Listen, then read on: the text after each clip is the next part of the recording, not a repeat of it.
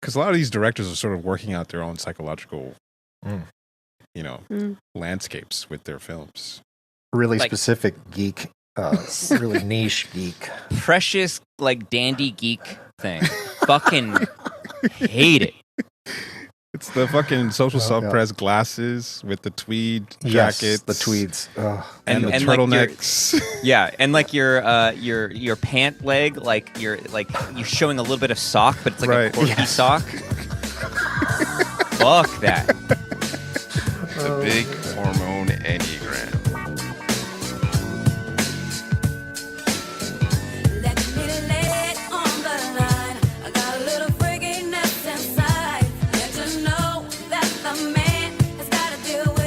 I'm John Lekovich, 415, sexual self-pres, 458 Trifix.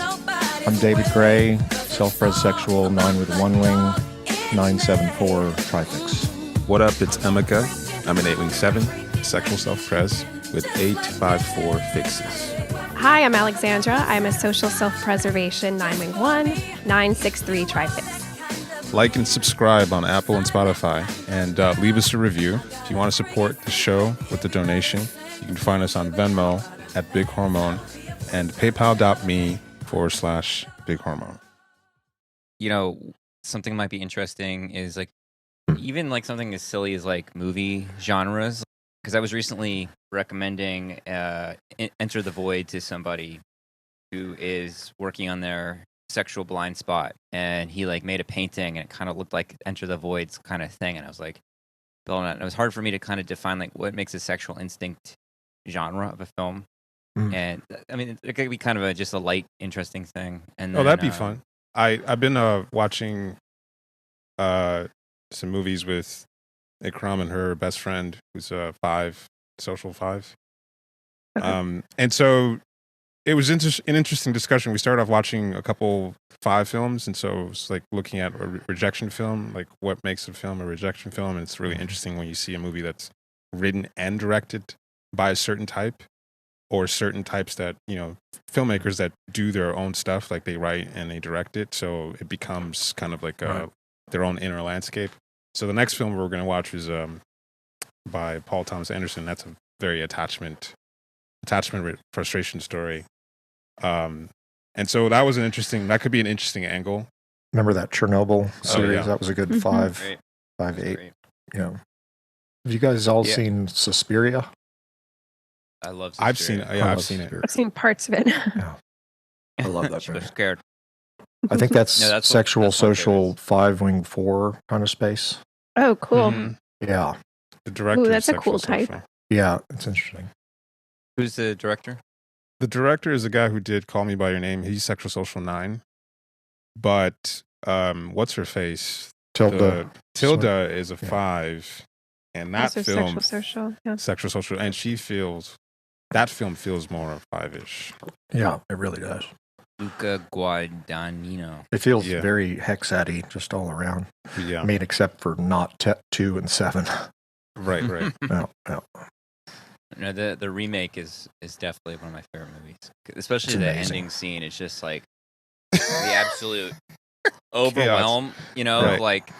Like it feels like it's accomplishing the ritual in the film, like coming out. Like it really feels like you're looking into hell, and just the like intensity of it is so like just like it's just vibrating. Yeah. I love that. Well, I guess that could be like an example of this was a discussion we were having about like what makes a film social sexual if it's not like it's not centered around a romance. And one of the things I thought of was how you need some kind of building tension to a transformative sort of explosion blowout thing personally, or it could be literally. And so people are going on some kind of arc and something changes them. There's a before and after that sort of fucks up their boundaries in a way. And so like in Suspiria at the end there, like sexual feels like something's building, and there's this like boom thing that happens. It could be a romance, but if it's not, it's still there. What was that series we got into when we did a DAA on with Joseph. It was social sexual. It was a really good iteration of social sexual. What was it? It's on HBO. It's called fuck. He did really it this good. year.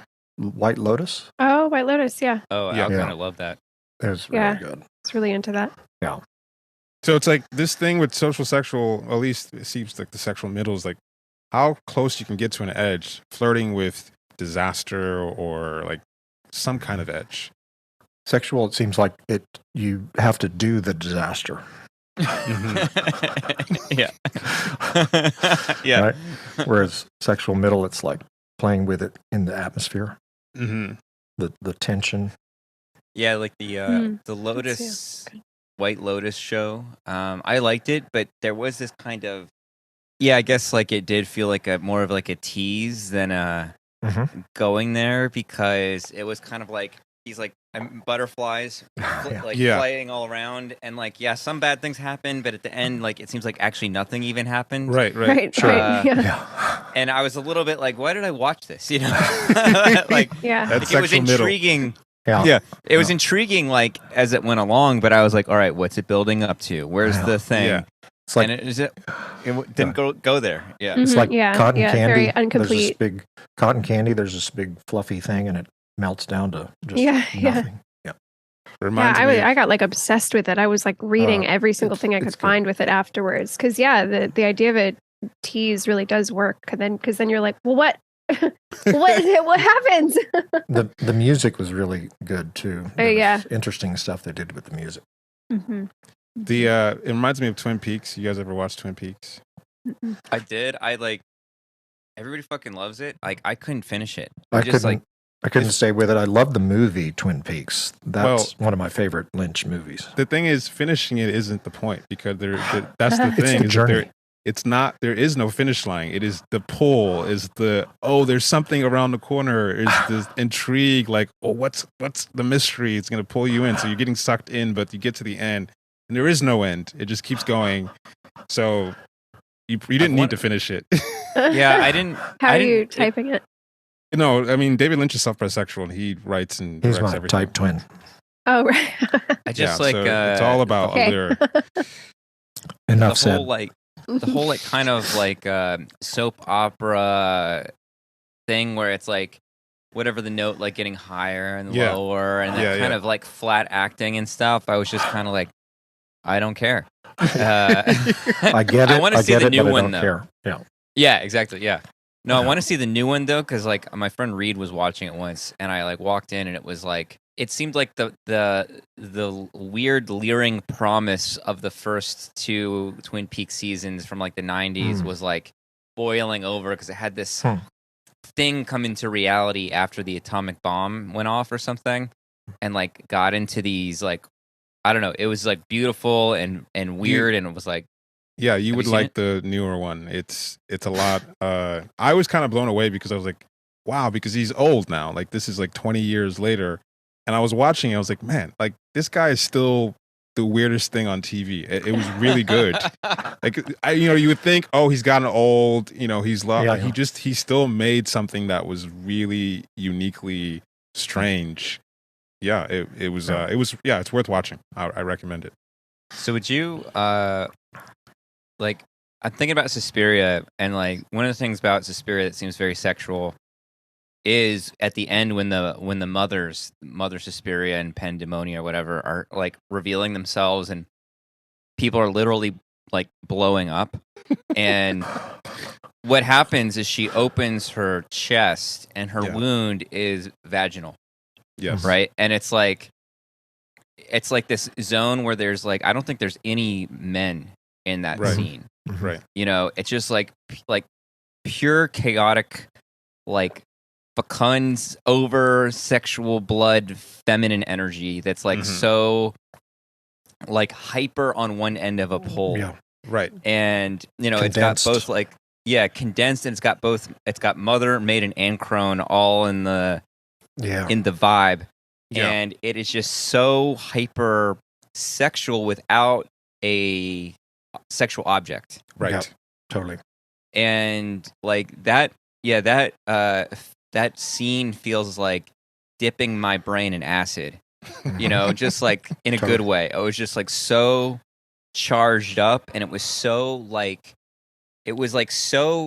sexual energy that like can't get out of like its like own contained energy ball or something, or like trapped in a like a what is it, an abscess, or like a what is that, like a tumor full of like sexual energy that's just on itself and kind of rips open. And so like I was thinking another kind of like two sexual you guys can tell me if you think this is sexual, but like sexual instinct movies are Holy Mountain and Enter the Void, which I know we talked about Enter the Void, but like, have you seen Holy Mountain?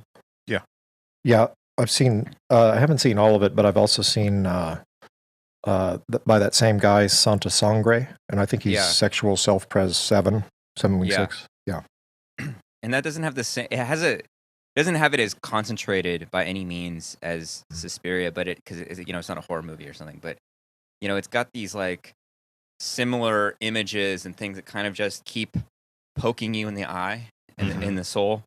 And at the end too, it's like it kind of has a similar thing with the ritual of Suspiria, but it's like the veil comes off, because it's like he's like, look, we're in a movie, right? I know that's kind of, and then Enter the Void, where he like reincarnates into his own sister or whatever body. It's like, I don't know. There's that sexual transformation of the whole thing that's happening. Yeah. It's like the walls of the making of the film itself are up for bursting through all the membranes.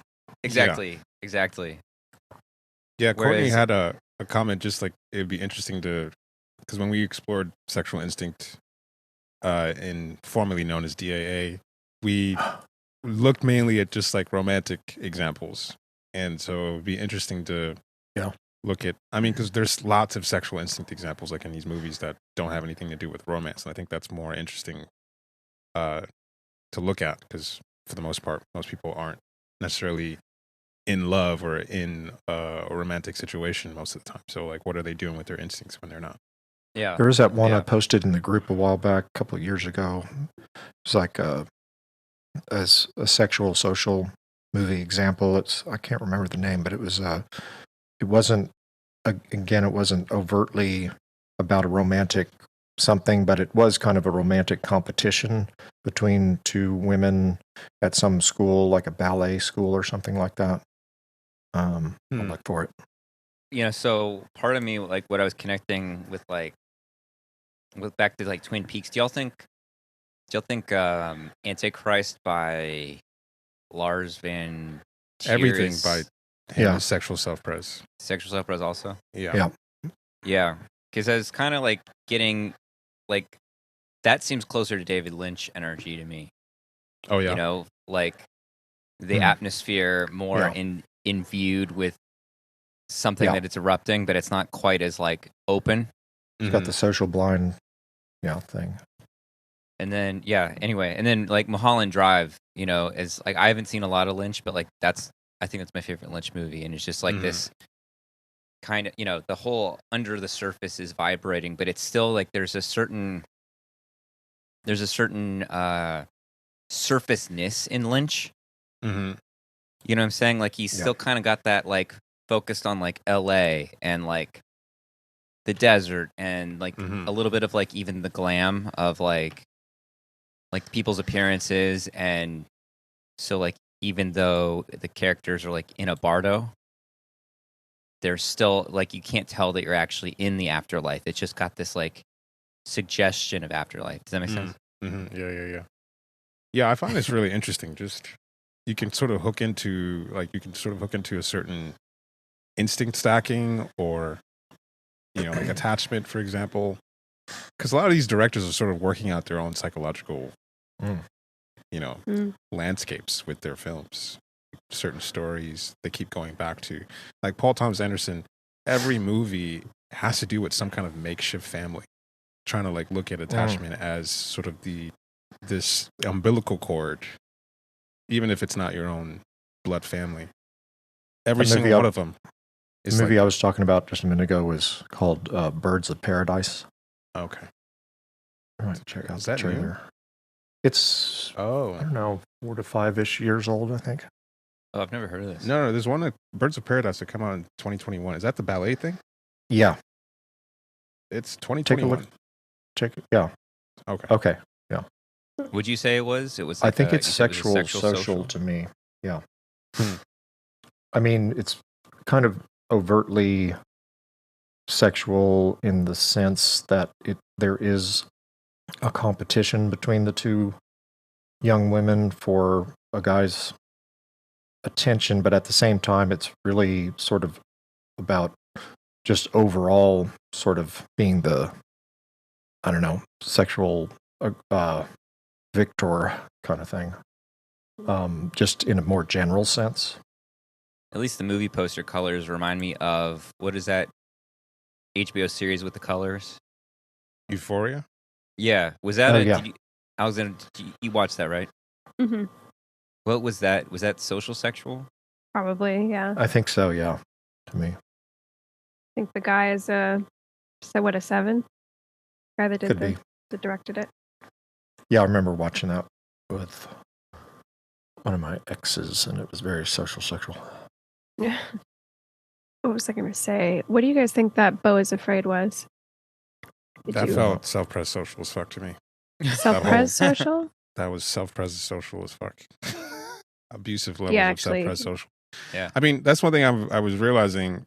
One, how rare sexual is in the stacking in general. I think it's hit me particularly this year, because this is the last 2 years, the first time we've been recording our typings, because you have some idea of what's out there, but you don't really know until you actually record it. And it's like, holy shit. Like, of just social sexual, out of like 315 typings that we've recorded, 4 have been social sexual. Right. So how many like SPSXs? 4 self-pres sexuals. So it's like less than 5% of the people, the last 300 people we've typed, have sexual in the stacking. And so if you're looking at movies, I was talking to Crumb about a lot of movies that she thought were social sexual are just self-pres social. Yeah. Oh, that's interesting. Yeah, most movies are going to be self-pres social movies, or they are. And then every now and then you get your social self-pres movies. So when you do have sexual in the stacking, it's pretty rare. And there are sort of what I'd call higher vibration SPSO movies, like the Coen brothers, I think, are SPSO, but it's a more sophisticated. Yeah. What do you think Black Swan is? Self-pres, I think. That's self-pres social. Self-pres, you think? Self-pres? I mean, there are actors in it that are sexual dom.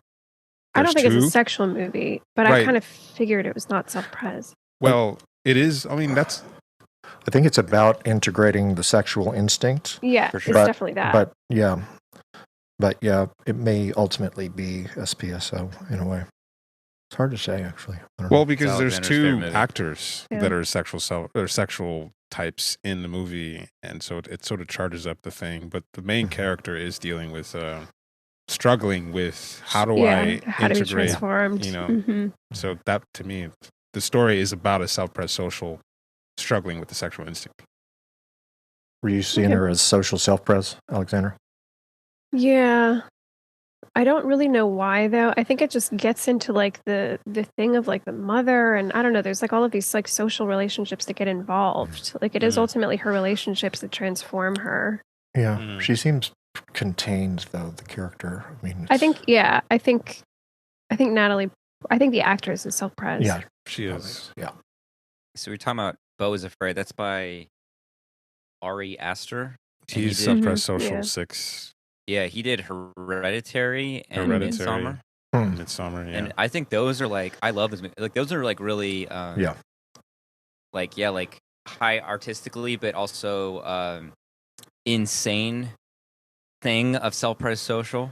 You know, like I feel like Hereditary is like the like deranged, weird, incestuous sexual instinct, familial, like coming up through the family thing.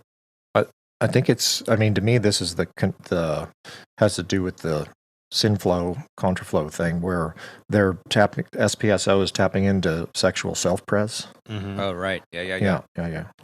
Did you see the film that he did, The Strange Thing About the Johnsons? No. You can find it on YouTube. I don't think if you end up watching it, it's pretty short, but it's a black family, and the son is raping the dad. Oh wow! Who is this? Who's it by? By Ari Aster. Okay. It's so deranged and fucked up, but the son is raping the dad. Wow. Nice. And he doesn't want to, and so warning. like it's this forced fucking affair with his dad, and it's just like so comically deranged. That's reminding me of that. What's his name? Is it Keenan? Is that which one? You mean which is Key the one that Peele? directs? Yeah, which is the one that directs? Jordan Peele. Peele. The one that's about the black guy showing up at a white family's. Oh, Get Out. Yeah. Oh man, that movie's amazing. Yeah, It's I fucking haven't seen amazing. that. I think Get Out is probably self-pres social also. it is. Yeah, I thought he was social self-pres though. It's pretty like where everybody is on the. That's did true. we typed him, didn't we? I'm pretty typed sure Us. he was social self-pres. He did another movie called Us, I think. That right? was And good it's- with the aliens at the ranch and all that shit or whatever. No, that one is. I can't remember what that's. It's like. I can't remember what that also Okay. has like a weird little name, but like Us is by the same Jordan Peele, and it's like an underground people that are like your double mirrors that live like in the underworld or something start to come up. Yeah, that was a good one. That seems like a social self-pres movie. Yeah, I'm pretty sure he's social self-pres. Okay, I think we might have fucked up that typing, man. So then, by Really? this metric too, is Parasite social self-pres then? Yes, I think so. I think we looked at Yeah. that. That makes Yeah. sense. Huh. Is Dennis Villeneuve, who does like Dune and Blade Oh, Runner yeah. 2044, is that social pres? No, I think self-pres that's social. Self. I mean, he Self-pres does a social. good in Blade Runner 2049. He does a pretty good SPSX-ish atmosphere vibe. He's but I got think ultimately he's SPSO. he's got 5-fix, 5-fix is what it is. and I mean he's 9-wing 8. He's got a 5-fix. I think we have his 5-fix 5-wing 4. Mhm. So he has a little bit of that sort of Yeah. into the void thing. But his movies are all self-pres social. How do you see that in Dune? Yeah, Dune is very SOSP. I mean, Well, I know the there's source story, material. the source material is social self-pres. But I mean, I That see it in writer. Dune and in the style, the way he did it is just very atmospheric. Everything, all his movies are very. It starts I with love his movies. a Yeah, pan oh, of the that's right. atmosphere, and the soundtrack is woven into the atmosphere. So good. Everything is atmospheric true. with him. That's true. Social type directors, even just like watching the OA, it's like there's so much they're giving you on social cues and how people are connecting, and like they'll give you a backstory on this person. So it's very much about the context of the person more so. Like what's that guy that does those cartoon-ish movies that everyone likes? Social self-pres. Wes Anderson. Wes Anderson. Fucking Oh, the 974. Yeah, like No. see how his movies are all just like this pan out on like what people are up to, how this person Yes. relates to this person, Yeah. and it's just Before I worked for Russ, I used to work at a like a fucking cocktail bar / Oh, oyster damn. bar, absinthe bar in Williamsburg called Maison Premier, and I was a back waiter, and so I had to be clean shaven and have a bow tie and oh my god. a vest and my hair slicked back Amazing. with pomade. I'd never worn pomade before, and I carried fucking oysters and cocktails for people, and We need had this photos. whole- Yeah, we need photos. yeah, I'll try to find if I have any. I had this horrible manager who I think was the 7-wing 6, who was obsessed with Wes Anderson, and it was like a cocktail bar where the waiters and the bartenders all were like quirky, vintagey, like Oh, old yeah, time that whole stuff, thing. Yeah. Oh wow. and everything was made of like 1920s vintage, whatever, like even like the trays and the floor of the restaurant was made from salvaged wood from a ship from New Orleans from the 1920s. Oh wow!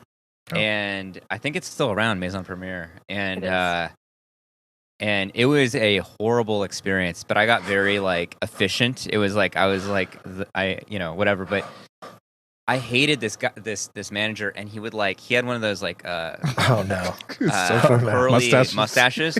And when he gets stressed, he'd like kind of like manically like fling his little fucking curled mustache, and he'd get in my face because I was always like my bow tie was like not tied right, and like my collar was up, and I had my buttons buttoned the wrong way.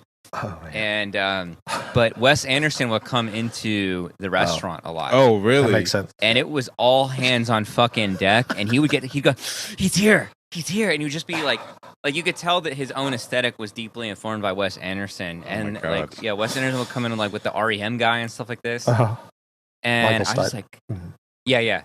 And I was just like, God, fuck this guy. Like, he actually was like a nice guy. Like, he's like fine. But like, just the whole atmosphere he was generating around him of this like kind of weird geek. Like, I don't understand what that. Really like, specific geek, really niche geek. Precious, like, dandy geek thing. Fucking hate it. It's the fucking social self-pres glasses with the tweed jackets, yes, the tweeds, and the turtlenecks. Like and like your pant leg, like you're showing a little bit of sock, but it's like a corky sock. Fuck that.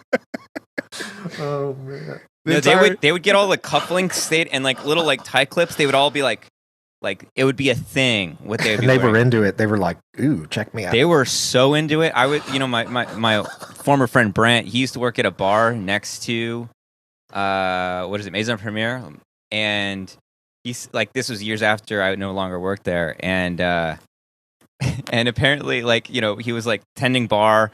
A guy from Maison Premiere comes in because he's like got his like dumb outfit on. And they start talking, and he goes, "Hey, do you remember my friend John?" And he said something like, "Oh yeah," and he told this story about how, like there's like these water glasses or something like this, and this is how he remembered me was like, you had to ask for like you have to ask behind the bar to get these extra water glasses or something, and I was like, "Hey, can I get some cups?"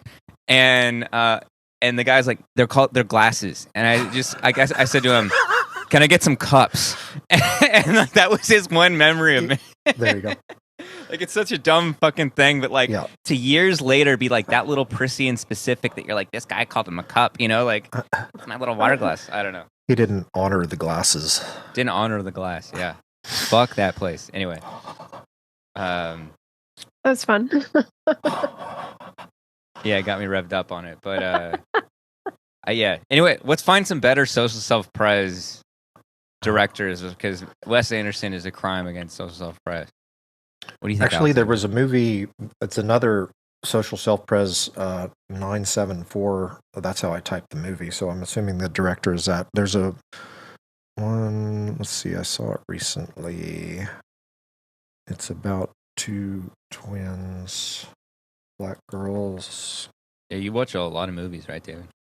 Yeah, I you fall asleep to them. Fall asleep to movies, so there's a lot of movies I haven't seen the end of. So M. Night Shyamalan. Me too. Is social self-pres. Okay. I don't like his stuff. Yeah. What does he do? I don't watch a lot of movies. M. Night Shyamalan. You don't know who that is? He did The Sixth Sense. That was his first hit. Oh, okay. Who else? I mean, I guess Lord of the Rings is a social self-pres story. Game of Thrones. Yeah. The movie I was talking about is called The Silent Twins. It's definitely recommend it. Social self-pres, and I think it's 974. Is Star Wars not social self-pres?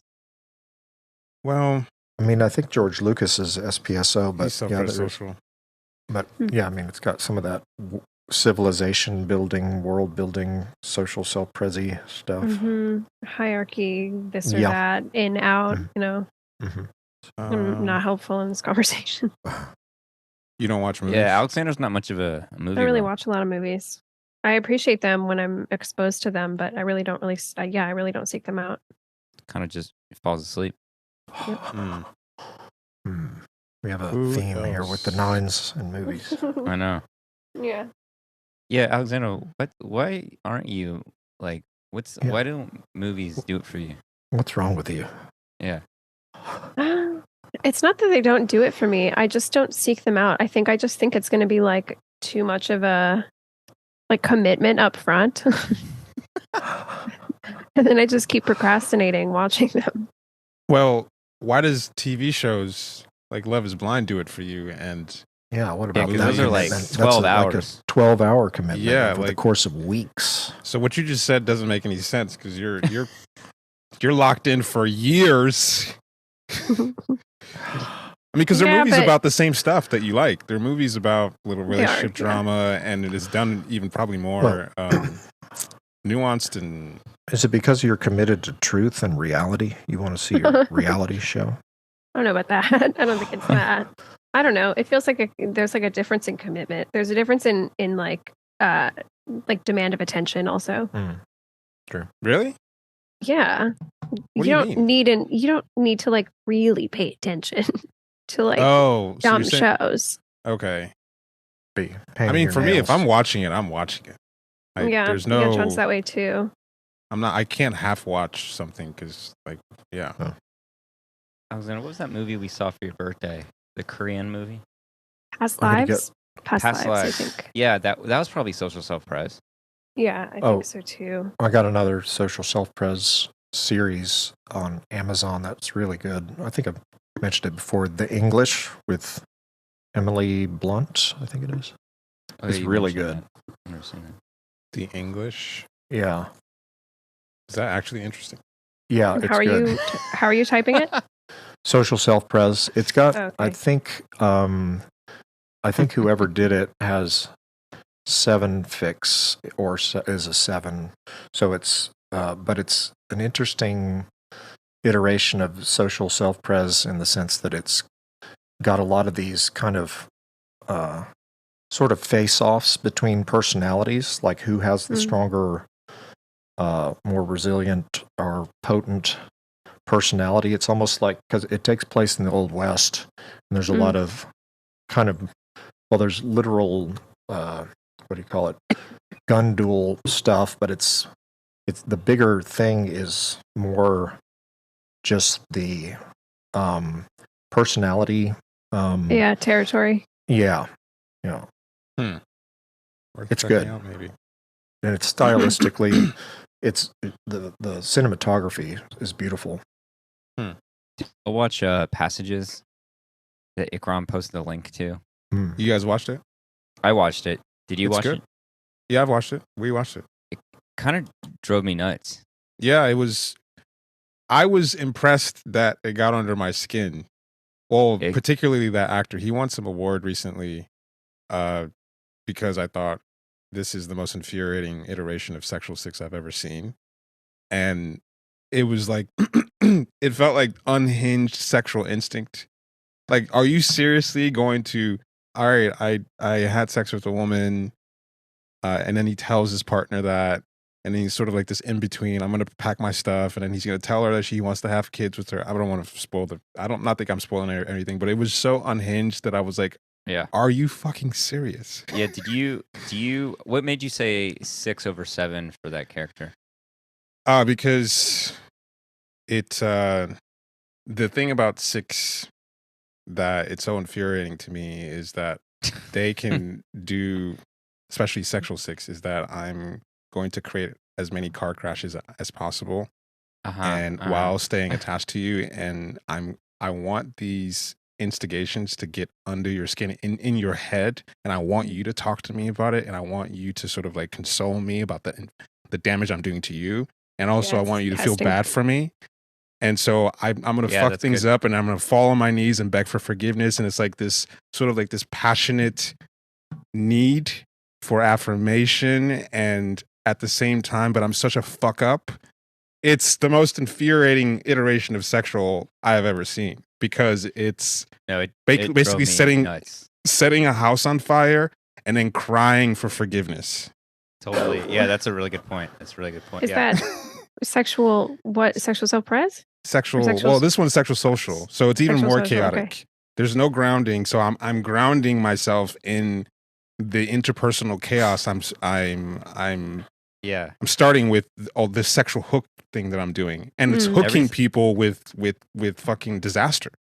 Everything about that character drove me crazy. Like even his fucking voice with his major lisp and just the sheer whininess and just everything about him drove me insane.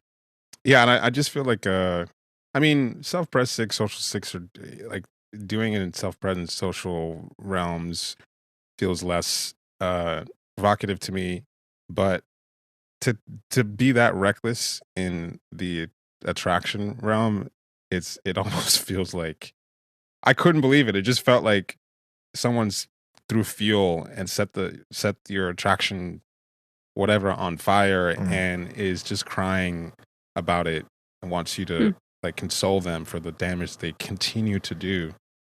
One part that was like I just couldn't believe, where he had her and him in the same house and he's fucking the husband while she can hear it in the other room, and I was just like, she's the sexual type also. Like she's Which movie is this again? Passages. Oh, okay. Should definitely see it because they're, I don't know if the director is a sexual type or not, but the movie definitely had sexual. I saw some interviews with him, and he seems more like a social type. He could be social sexual, but oh my god, like I was like, why am I still watching this? Like the whole time, and it just was like, I don't know. I guess also it felt like such a small movie in the sense of like just the dynamic of these three idiots, right? And I don't know. It didn't feel like there was a point. You know what I mean? It didn't feel like there was even an aesthetic experience to have. It was just this like little microcosm of it felt like a stage play. Turned into a film. Anyway. Some of these like types of TV shows become popular in the last 5 years of like this almost documentary style of TV or movie where it feels like real life. So the dialogue feels like real dialogue. Because I've been on sets like that where they don't have a script. They just have a situation and they basically have people just act as they would. So the dialogue can feel like not much is happening because it wasn't written beforehand. And they basically shaped the movie in the editing room. Because I did a scene with OD and it went on for like 15 minutes. Only 5 seconds of it was used. So you can basically create a movie based on what you decide to choose from what people fucking did, improvised in real time. It felt like that. Yeah, that one drove me crazy. But it got under my skin too in a way that I was kind of didn't really understand why. I like the outfits the guys had on. The wardrobe department did a good job. Yeah, that was good. Yeah, that was good. They had some really interesting color combinations. What got under your skin about it? Like, can you put a finger on it? Was it just the fact that it's like a 6 being chaotic with sexual energy? I mean, I think it was like you're doing sexual wrong, from a sexual self-pres point of view. Oh, okay, like it was so just like the premise like untethered, maybe? Yeah, like the premise is like there's a gay couple and the 6 guy of the couple is like a 9 and a 6. And the 6 starts hooking up with a woman and then like moves in with her and gets her pregnant and all this kind of stuff. And, then he tries to drag it all. And it was just so, socially messy. It's socially. Oh, so it's a social aspect of it. But not only that, he didn't even seem to be like that into the woman. And then he like goes back to his husband. He's like, I miss to be with a man. And it wasn't even like, I miss you. It was just, I miss a male body. And then, it's just like, so what are you doing? Like, are you even attracted to anything? It was just. I see. It's not, because I was thinking, is it just sexual social? Because I've seen sexual social movies and I don't really think I'm like that Luca guy. It's different, but I think what's triggering to me is the messy 6 attachment stuff. It's like, so on one hand, in the beginning, he wanted his husband to stick around. His husband, maybe they were kind of distant with each other, but he hooks up with this woman as almost like an attachment, like we've talked about, tantrum of I'm going to use this thing to create some kind of charge in my relationship And it does. And it felt like a sexual instinct. I'm going to triangulate to get some kind of charge going. And I never really thought that he wanted to leave his husband. I thought that he was using this triangulation to kind of drum up some charge. And so Go ahead. So the thing that made it really triggering for me is like, you can just have an affair. That's a sexual self-pres. Have an affair and go do your thing. But he tried to make the three of them a throuple in a weird way. And it was really messy.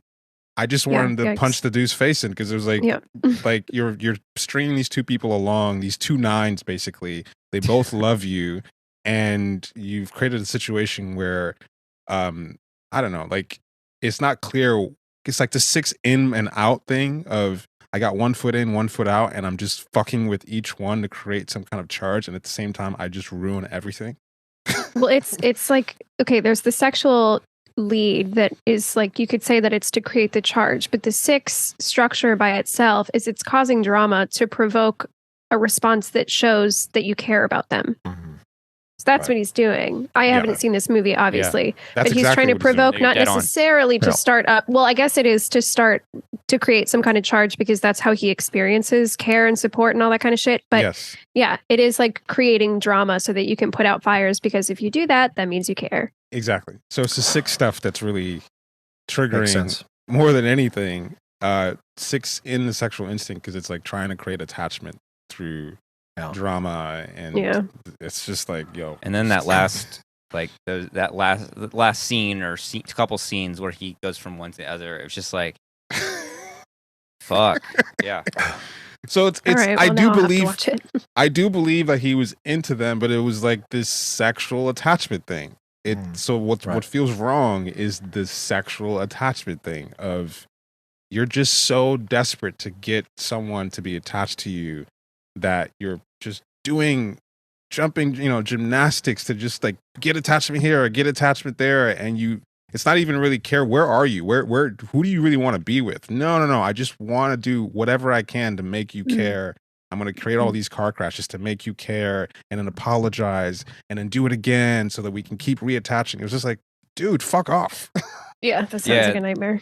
And, it's interesting because there is that attachment, like lack of discernment, right? Of just who's going to attach to me, kind of like throwing up my glitter or whatever, throwing up my display, and who's going to attach. And his own ambivalence is kind of like, he's not particularly clear on who he wants to be attached to. He just is trying to get it.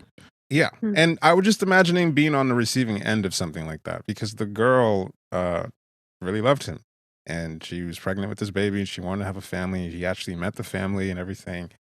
And it's like, dude, what the fuck? Just like, and the husband really loved him too. Loved him too. So just like watching him just toy with these people. At first I was like, you're doing this on purpose. Like you're just malicious. Exactly. You're just like fucking with these people. Then I realized, no, he's just doing this, triangulation attachment thing. And he's not really, because at the end he's pleading for both of them. So he's just stuck in the middle and he can't make up his mind. I was just like, I know a thing or two about this. Yeah, I was going to say, it sounds a little bit specific to, and you guys can correct me if I'm wrong because it's just theorizing, but it sounds a little specific to sexual social, like this kind of like, what's going on? This kind of like up in the air, like not quite attached to anything, not super clear on what's going on. Yeah. Well, I wouldn't say that sexual self-pres wouldn't do this. I just think that their ambivalence is gonna come from more of an avoidance, not necessarily like sexual social is sort of their grounding in other people, but it seems like the sexual self-pres might just be just avoiding intimacy by just getting away, and it's or maybe they just might have like some secret affair. It's not gonna be this messy interpersonal, everyone's sort of locked in with each other, and it's so it's I can see sexual self-pres being ambivalent in a different way, but not socially messy. Yeah. I got a different turn here. Have you guys seen a movie called The Assistant? It's with Julia Garner, who played Ruth in Ozark.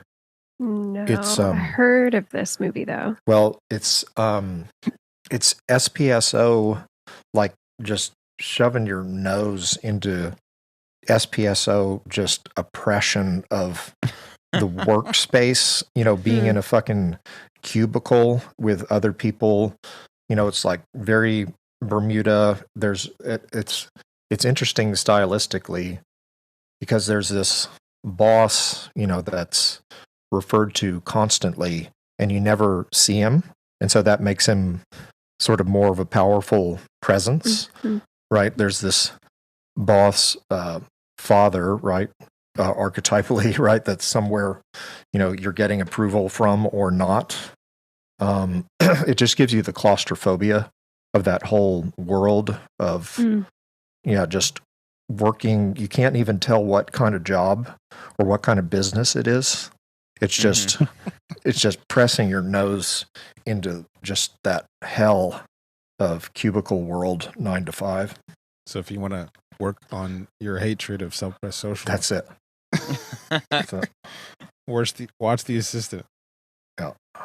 Yeah, that seems like that would be terrible to see. I realized this is old school that between like Martin Scorsese and Francis Ford Coppola, that era, that the reason that I like Coppola better is because he's SPSX compared to Scorsese is SPSO. And that's why I always liked, I don't know, the tone and so forth of Coppola movies. Oh, yeah. Yeah. Yeah, I love, it's so cheesy, but I love Bram Stoker's Dracula. Yeah. Just the aesthetic of it and the ridiculousness of it. What they were trying to do, I mean, it really could have been a classic if they hadn't gotten Keanu Reeves, and even Winona Ryder was just barely acceptable. Yeah. Yeah, Apocalypse Now. I mean, it's just such like just something crawling under your skin. Yeah. Oh yeah, that's my porn. I still remember Chernobyl being sort of like a whatever vibe they created. I don't know if the creator is probably not self-sexual, but yeah, that's true. He's probably not. But the vibe of the whole thing, it felt like 5-ish, so that way. Everything's infected with death. Yeah. Some of the scenes in that, I was like, wow, just like people's skin falling off of them. I really like the vibe of that. Ingmar Bergman is probably social self-pres, right? Social self-pres, yeah. He's very personality focused. That's right. Like, I mean, Persona. Persona was great. I remember that. Yeah, do you think he's got a one fix? Seventh Seal? Could be. Yeah, it's possible. Could just be the social self-pres, but yeah, that's true. That's true. Could be. Tarkovsky definitely has a one fix. Yeah. Is he's a 5'4"? 5'4" SPSX, self-press sexual, I think. It's rare to find even just TV shows. Remember Dark that was a rare example of a show because it did really well. It did really well. It's like one of the most successful shows on Netflix. And to have that be like by a sexual self-pres creator, that's unheard of. Yeah. Alexander and I finished it, but Alexander and I didn't finish it. It got so 5 looped in on itself that we were like, we need to take a break, and we never got back to it. But I'd like to go back. Yeah. That would be my one criticism of it, is it's not a show that you can just watch easily. Like you have to concentrate so much to get, because it's all there. Like it's really well done, but it's like your head starts to hurt after a while keeping up with all the different loops and things that are going on. Because you're like, wait, I know that means something, but I have to like jog my memory to figure out like how it connects to this one thing and that. It's really so can't breathe. Yeah. Who's like an 8 director? Ridley Scott. Ridley Scott is? Yeah, I think so. Yeah. Ridley Scott. Cool. He did the original Blade Runner and Gladiator. Gladiator. He did the Alien, the original Alien. I fucking love Alien. Yeah. He's 5'6", 8'3". Okay. Yeah. Yeah, Alien is one of those movies I can just watch over and over and over again, and Blade Runner too. And then are there any like 4 directors besides Ingmar Bergman? That's it, I think. There's a lot of 5 directors. It seems like directing is a 5 thing. Oh, Herzog is an 8 director. Okay. You should watch My Best Friend. That sounds familiar. It's Herzog's documentary of his, like, I don't know what the fuck he is. Maybe he's in like 8 Wing 7 to Herzog's 8 Wing 9, but like Klaus Kinski. Oh, that and dude I seems think like a 6. Maybe he's mentally ill and intense as fuck. Yeah. And My Best Friend is like about how insane it was for Herzog to work with him, and how like they literally almost kill each other a couple times. And when they worked on, I can't remember the name of the movie, but it's like they worked in South America for a couple movies, and the indigenous people were like going up to Herzog being like, we'll kill him for you. You know, like literally offering to kill Klaus Kinski. Yeah. No, he's insane. He's he's one of the we should probably type in to see if it's I think it's probably 6, but let's see. I'd be curious, yeah. Another 8 director is Oliver Stone. Oh yeah. SPSO, I think he's 8 Wing 9 with 6 and 2 fixes. Interesting. I've never actually watched any of his movies. Well, he did Platoon, he did Natural Born Killers, he did that JFK movie, Born on the 4th of July with Tom Cruise. He's done a lot. He's also been a script writer. Like he wrote the script for, what's the one with Al Pacino? Say Hello to My Little Friend.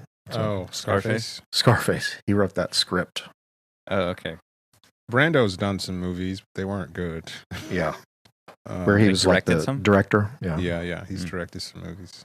There's a old school guy from the 40s and 50s, John Ford. That's Angelica Houston's father. Yeah, I would say Herzog's probably the most, well, not the most famous. Ridley Scott's the most famous 8 director, but Herzog's the one who's done a lot more independent films that are interesting. What was that movie? Possessor? Oh yeah. I think it felt like a 5 movie. I mean, his dad's a 5. Cronenberg's a 5, right? His dad? I think so. I don't know what this dude is, but that movie felt like a flatline 5. Because what made it so I think we were talking about how the hexad types that have the 2 attachment fixes, that their hexad core is made more hexad because of the contrast of pushing away from the attachment. So like she's this killer who almost feels more separate and dead because she's pushing away from the attachments that she has. And because if it was a triple hexad, it's its own separate world, but it's more dead. It feels more dead inside, that she's sort of like rejecting the family that she has this sort of attachment tension with.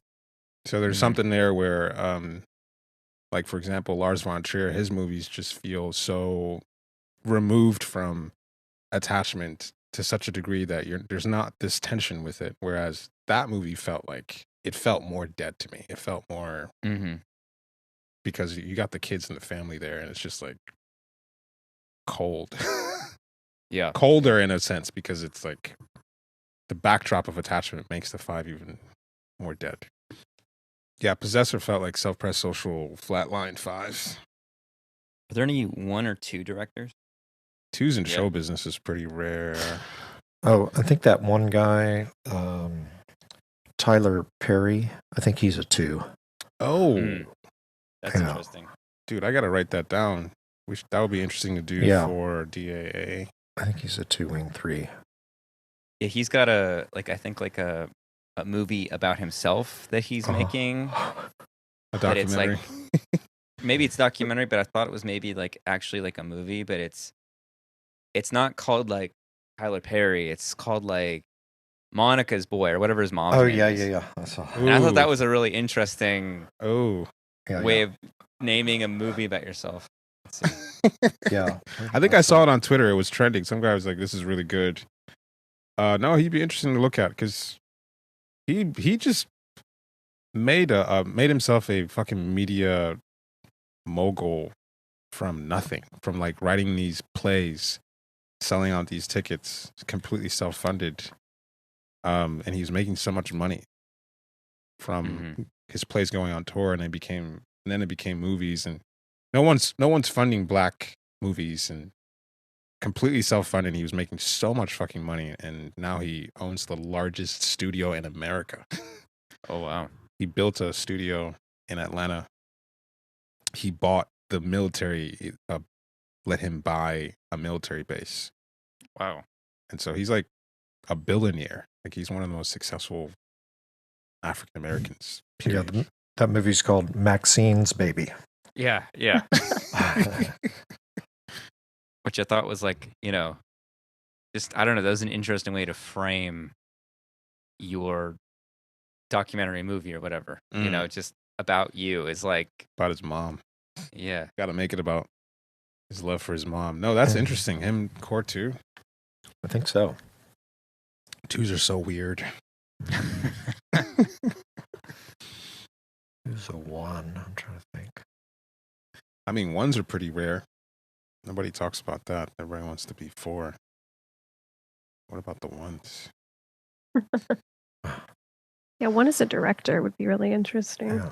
Seems like it'd be a natural. They would work because I mean that's there are a lot of 1 fixed directors. Yeah, that I buy. Yeah.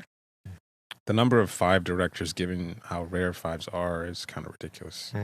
And like not just that there are 5 directors, like really great 5, like some of the greatest directors of all times are 5s. I think they're usually going to be 8 or 1 fixed. Yeah. Yeah, you couldn't get a 9 fixed 5 to come out. To participate at all.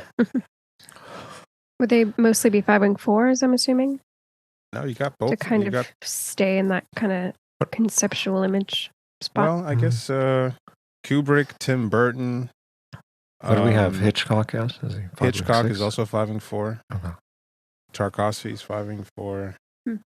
Hitchcock, social self-pres or what? Social self-pres, yeah. Okay. Oh, there you go. So those are social self-pres movies. Hitchcock. True. Who are the 5-6s? What about Cronenberg? Cronenberg is 5-6.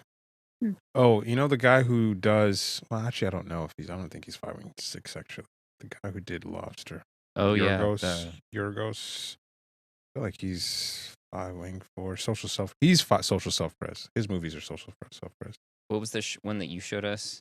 The Killing of the Sacred Deer. That's right. Yeah. That was a social self-pres movie. Mm-hmm. It's always social commentary. Actually, yeah, he's a good example for social self-pres. I feel like The Lobster was it's almost like a hexad. It was like a hexad critique on attachment style dating, which is, we have this one thing in common.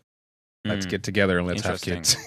Is that that Colin guy? What's his name? Colin somebody? Colin was the main guy for that, yeah. Yeah, that was good. Yeah. It was like making fun or critiquing attachment. Mm-hmm. He's actually a pretty good actor. Like he kind of did the pretty boy thing, but he's been doing some good movies.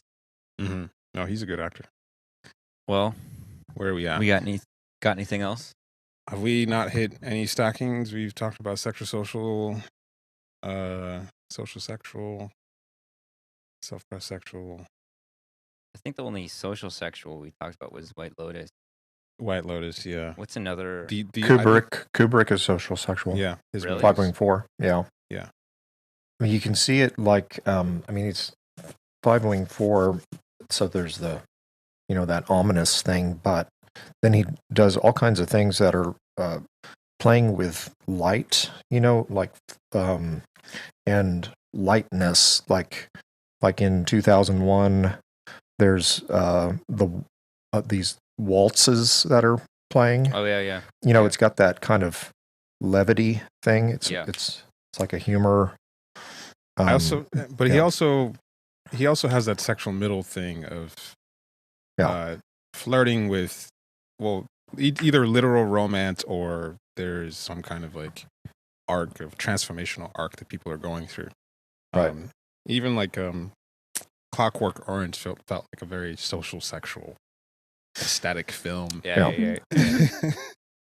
But Eyes Wide Shut to me was that was some social sexual thing. This guy like is so traumatized by his wife's sexual fantasy that he goes on a sexual escapade trying to exercise that, and it never actually happened because he's just right on the edge of crossing over into it, but he never actually does. So like in the end, like what happened when you finish the movie, like where did this, that's like sexual middle blue balls. I teased you for 2.5 hours, but where did this end up? Where did this land? No, just nothing. It's also happened. interesting because like the social hierarchy, the whoever the high people that that was the thing that won. You know what I mean? As far as just like, oh my God, this is the most important thing, is the status and power of these wealthy people or whatever. Yeah, all his films are about social stuff, social hierarchy. Clive Barker. He's a 5. Barker? Who? Clive Barker. I think he gives a 5, yeah. Hellraiser. Oh. Hellraiser is like so fucking intense. Like it's cheesy, but it's like psychologically ripe. And do you know what it's about? I have not seen Is that the it. one with the pin guy with the pins? Yeah, with the pinhead. It's the Cenobites, where it's like the premise is like how do I put it? Like, the main character is this girl, and like her dad and her stepmom move into this house that was formerly occupied by their crazy uncle. The stepmom and the crazy uncle had this affair. The crazy uncle is like this hedonist who is like searching for new pleasures. And so he's like found this thing called like a puzzle box. And if you fit the puzzle box right, it basically summons like these sadomasochistic like beings from hell that are called the Xenobites. And their whole thing is they're like distorting their bodies to the utmost in order to experience like the absolute extreme limits of sensation, like to go beyond pain and pleasure into some like transcendence. And so the uncle gets like dragged into hell, and then somehow he's like reconstituting himself slowly in the attic, and it's like really disgusting.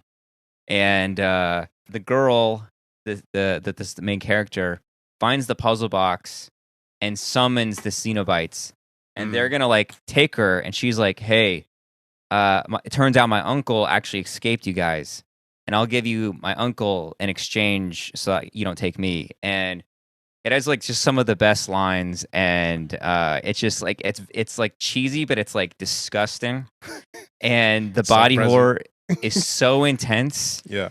And it's and like Clive Barker was gay and like into BDSM, and it's kind of like taking like some weird thing he's working out to like an extreme level.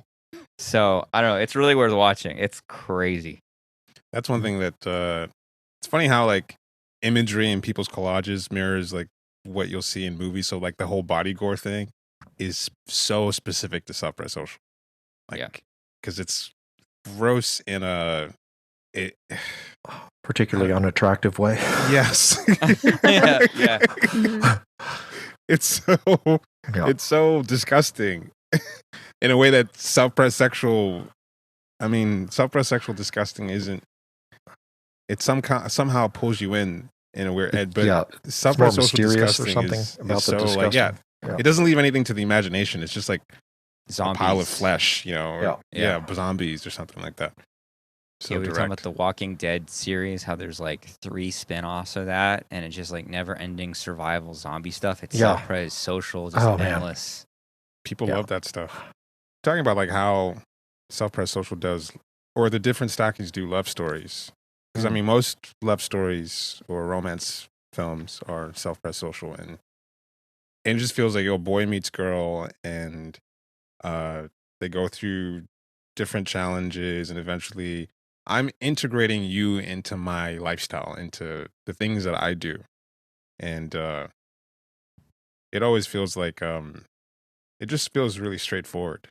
We gotta meet the family. Maybe the family doesn't like you. It's tick all the boxes. I'm supposed to have a partner at this age, meet the family, have this kind of job, all the wonderful SPSO stuff. And the conflict is in like social. Maybe our families don't fit, or maybe Right. I don't get along with your dad. It's all like kind of in the nest. So then would like Romeo and Juliet be like social self-pres, where it's still like a conflict of classes or something? Yeah, I think it could be social sexual. I've lately been thinking that Shakespeare might have been social sexual. And that some combination of 4, 6, 9, is it like Shakespearean tragedy? That's the classic phrase or whatever. It's like, well, one thing that's social sexual about it, or that points to it to me, is some of those plays are about monarchies and stuff like that, but it's not monarchies in the sense of like Game of Thrones, where there's like moving around big chess pieces, so to speak, of civilizations or something. It's palace intrigue. It's whispering, it's much more in the mundane of what's happening in the personal drama, the daily drama of the characters, the king and the etc. Do you know a sexual self-pres movie that is about like a love interest rather than this sort of boil popping, blister popping? Sexual self-pres that's about a love interest. Well, I wonder, I don't know if it would be the movie and or director, but like that, I think it was a French movie, Blue is the Warmest Color. Oh, I want to see that, yeah. Yeah, I think the main character might be, well, in real life and in the movie, a sexual self-pres. That's the same woman in Passages, right? Yeah. I thought she might have been sexual social. I don't know. Possibly. It's possible. That movie might be frustrating because it has a lot of potential. But by the end of it, I just was really disappointed with.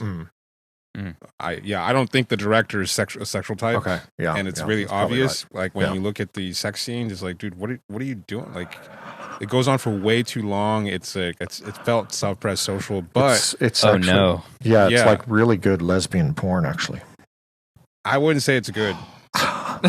Like, he's seen better. Every man has his style. Yeah, like I'm not into gay porn, but the sex scenes and Passages were like, wow, okay, this is. Like, yeah, it was graphic. Intense. It was intense. You're not into lesbian porn? What the fuck? No, it was done so bad that I was turned off. Like, it was done so bad that I was like, you suck at this. You should stop what you're doing. Brazzers does it better, It was just, it felt like the guy I don't know, it didn't have like an aesthetically sexual bone in his body. I just stopped, put the camera away. Trying to justify myself.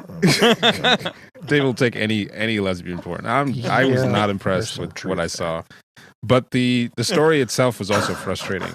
I just didn't think it was well done. That actress, though, the main character, that was good acting to me. No, it was good. I just thought the story sucked. I was won over by her capacity to both give and receive in multiple contexts. I like Joaquin Phoenix movies because he is such a force of nature that he can make a film feel sexual self-pres, and he's been in a couple that I liked. There's one called Two Lovers. It feels like a self-pressed social story, but he just takes up so much space that it felt sexual self-press. He's caught between two girls, but he's really in love with one. I liked it. It's not a great movie, but it's just him. Like he's just that good. A straight sexual self-press romance. That's actually a good question because there are not a lot of them. It's more like roles and moments in films that I'm like, okay, Sean Penn is basically playing sexual self-press 8, but it's usually in service of some other dumb plot, like self-press social plot. Gary Oldman, I feel like he's had a few that I thought were good. I mean, Would Lars Bram von Stoker's Trier, Dracula be kind of a sexual self-press? I suppose, yeah. But it's just so I relate to wanting to eat the flesh of right. your prey. But it's so unsatisfying because 9. it's not really. There's so much other stuff going on that you don't really get enough of that energy. Yeah. I think some of Lars von Trier's early stuff, but he just wants to torture you. He wants to because he has romance. It's Breaking the Waves is driven by romance, but it's just you're just gonna have your heart crushed by the end. So it's like kind of sadistic what he's doing there, but it is driven by romance. I like Lars von Trier, but I never really got really into it. You know what I mean? Like I couldn't really didn't really connect in a certain way. Did you try Dogville? I don't think I've seen Dogville. Yeah, what's that about? It's this woman shows up to a small town. It's kind of a criticism. It's like a social criticism, but it's really told through the lens of sexual self-pres. She shows up to this small town in the middle of nowhere, and she's a fugitive, and the town takes her in. And in exchange for taking her in, she offers to help people out, so that she can stay there. And it slowly becomes a thing where these people are human beings who start to take advantage of her. But it's like it gets worse and worse and worse. And so it becomes a downward spiral of violations, things that happen to her. It gets kind of operatically gruesome in the things that she experiences. And then it goes from there. But it's interesting because it's shot on a stage, a theater stage. Oh yeah. Okay. Yeah. And I thought it was interesting exercise in how the drama is so strong that it only takes maybe 10 minutes for you to forget that you can basically see their lines on the stage demarcating where the houses are. And it creates this weird viewing experience where there's supposed to be a wall here, but you can see right through everything. And so things are happening that you're not supposed to be able to see, but you can see them. But it doesn't even matter because it's the drama. It's the drama and the acting, and it's so strong. And it's a long film, but it doesn't feel very long because it takes you through a journey of what she goes through. But maybe it has a lot of rejection stuff. I watched it with Ikram and Al, and it was so we talked about how much of a rejection film it was, how Leverage was basically underlying everything about the film. So it's an interesting film, and it's also just emotionally potent, put it that way. I'll check it out. That's my favorite Lars von Trier film. I got another social self-pres movie, so I'm typing it. It's called Swallow. You guys heard of it? It's about this woman that she's marries into a wealthy family and just kind of has nothing going for herself and starts swallowing objects like pins and buttons and glass and needles and stuff, and it becomes like her. Oh, and then she gets pregnant, so she's doing that while she's pregnant. Oh no! And so then the family is freaking out about that, and yeah, it's like she's some kind of just kooky neurotic, who just kind of is just going nowhere and has just nothing. She starts swallowing nails, and this is like her, I don't know, having some kind of control somewhere or something kind of thing. And I think she starts, this is the lovely part. I think she starts, fishing the stuff out of the toilet. Oh my God, collecting that's it. gross. Yeah. How do you find these films, Dave? Yeah. I've got a nose for Just fucked beautiful up art. self-press. Yeah. Anyway, I'm losing it. All right. Yeah. Let's get All right. louder. all right, guys. All right, peace, y'all. Peace. See ya. Later. All right. Bye. Bye, guys.